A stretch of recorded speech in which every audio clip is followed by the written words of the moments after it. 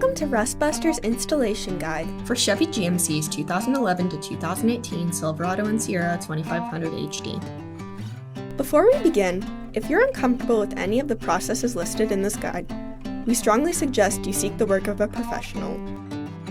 Ensure you have all the tools and utilities listed and that you're following all the manufacturer's safety precautions during use. Step 1. Disconnect your vehicle's battery and inspect for potential fire hazards such as leaking fuel lines and engine components. Prepare or remove these before starting. Finally, clear the work area of any safety hazards. Step 2. Lift up or remove your vehicle's bed. Begin by relieving the welds between the factory spare tire crossmember and spare tire plate. Then, cut out the spare tire crossmember and any obstructions in the work area. Grind the frame free of rust and debris, revealing bare metal. Spray the work area with a weld-proof primer to help prevent against rust development. Step 3. Take your replacement spare tire crossmember and slide it into place.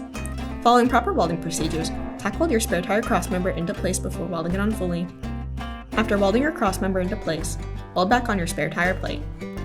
If you would like to replace your spare tire plate, you can replace it with our part linked below.